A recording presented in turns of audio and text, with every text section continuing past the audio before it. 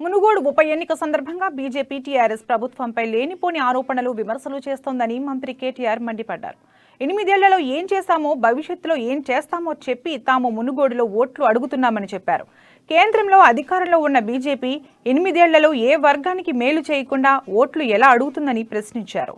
కేంద్ర ప్రభుత్వ పరిపాలనను బీజేపీ పార్టీ వ్యవహరిస్తున్న తీరును ఎండగడుతూ తాము ప్రజల తరపున కేంద్రంపై ఛార్జ్ షీట్లు వేస్తున్నట్లు మంత్రి కేటీఆర్ చెప్పారు. ఇంత మేలు చేసినాము, ఇంత పని చేసినాము, ఈ ప్రయోజనం చేసినాము, లేదా ఒక మౌలికమైన సమస్యను పరిష్కరించాం, ఒక విద్యుత్తో, కరెంటో, మన సాగునీరో, తాగునీరో, పారిశ్రామికీకరణను ఏదో ఒక మంచి పని చేసినామని చెప్తారని ఆశించాం. చెప్పకపోగా, ఎందుకంటే చేసిందేమీ లేదు, చెప్పకపోగా వ్యక్తిగతమైన నిందారోపణలు, వ్యక్తిగత దూషణలు, అదే గొప్ప విషయం అన్నట్టు మా ముఖ్యమంత్రి గారి మీద నోటికొచ్చినట్టు మాటలు ఇవన్నీ కూడా మాట్లాడుతూ ఉన్నారు.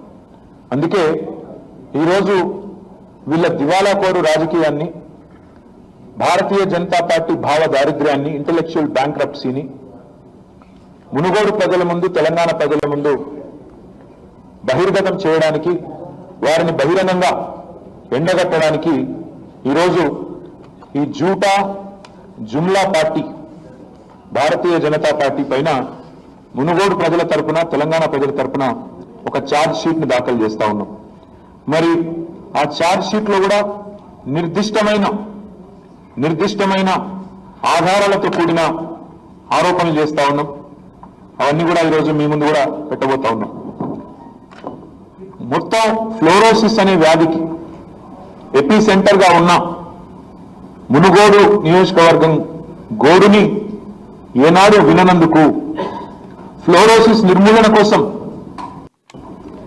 400 నామినేషన్లు ఆనాడు 1996 ఎన్నికల్లో వేసి దేశ దృష్టిని ఆకర్షించే విధంగా పోరాటం చేసినప్పటికీ, తదనంతరం అటల్ బిహారీ వాజ్పేయి గారు ఎన్డీఏ ప్రభుత్వం అధికారంలో ఉన్నప్పుడు ఒక ఫ్లోరోసిస్ వ్యాధిగ్రస్తుడైన అంశాల స్వామి అనే తమ్ముడిని తీసుకొని పోయి ఆయన టేబుల్ మీద, ప్రధానమంత్రి టేబుల్ మీద వేసి ఇది మా దుస్థితి అని చెప్పినప్పటికీ చలించనందుకు, అధికారంలోకి 2014లో వచ్చిన తర్వాత మీ నీతి ఆయోగ్, కేంద్ర ప్రభుత్వం కింద పనిచేసే నీతి ఆయోగ్, ప్రధానమంత్రికి, ఆర్థిక మంత్రికి సిఫారసులు ఇచ్చే నీతి ఆయోగ్ 19,000 కోట్లు ఇవ్వండి మిషన్ భగీరథ కని సిఫారసు చేసినా దాన్ని పెడచెవిన పెట్టి నల్లగొండ జిల్లాని, మునుగోడు ప్రజల మీద మరి మీ కాఠిన్యాన్ని చూపి, మీ అవకాశవాద రాజకీయాన్ని చూపెట్టినందుకు మొట్టమొదటి ఛార్జ్ మీ మీద వేస్తా ఉన్నాం.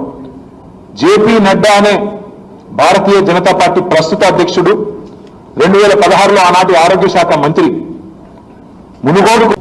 మరి భారతీయ జనతా పార్టీ నుంచి కూడా మేము ఆశించింది ఏంటి అంటే, 8 ఏళ్ల అధికారంలో ఉన్నాం కేంద్రంలో,